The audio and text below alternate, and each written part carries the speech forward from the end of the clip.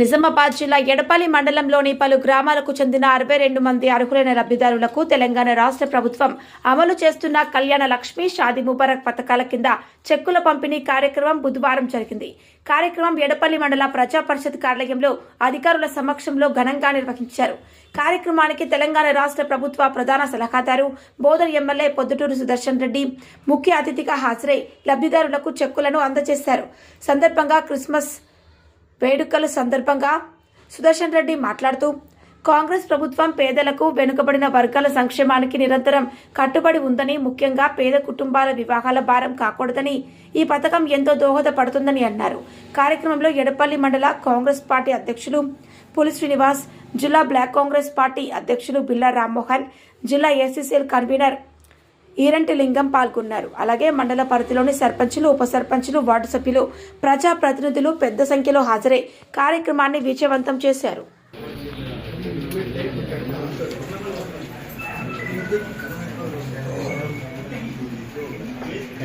కే పద్మ జన్మం సిద్ధంగా ఉండాలి. కే పద్మ జన్మం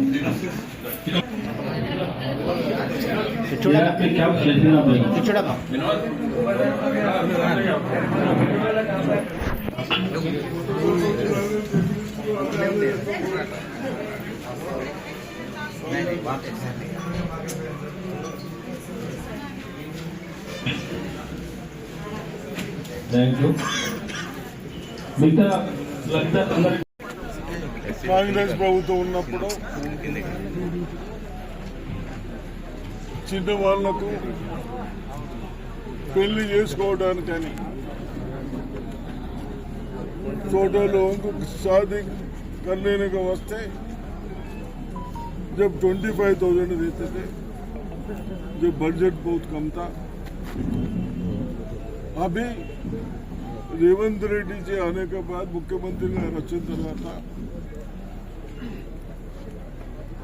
प्रति 2 months को 3 months लोपली పెళ్లి అయిన తర్వాత చెక్కులు ఇస్తా ఉన్నాం.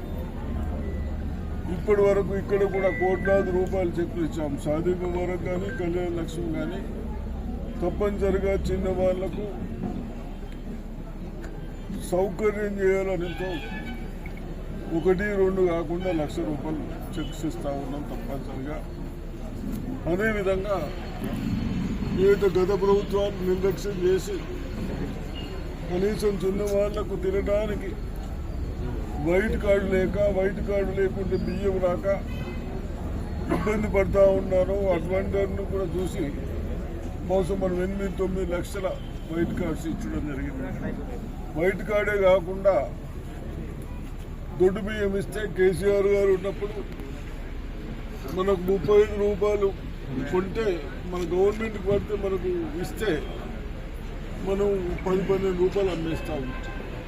అవన్నీ ఆలోచించి మనము దేనికైతే ఇస్తూ ఉన్నామో చిన్నవాళ్ళు తినాలి, మళ్ళీ బయటకు పోయి కొనుక్కోవద్దన్న ఉద్దేశంతో సన్న బియ్యం ఇస్తే బాగుంటుందన్న ఆలోచనతో సన్నబియ్యం మన ఏప్రిల్ నుంచి సన్నబియ్యం ఇస్తూ ఉన్నాం.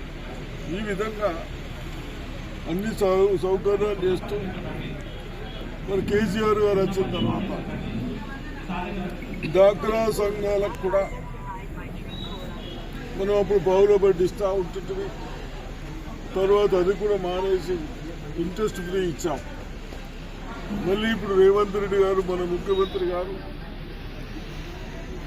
గవర్నమెంట్ వచ్చిన తర్వాత కేవలం మన డిస్టిక్లనే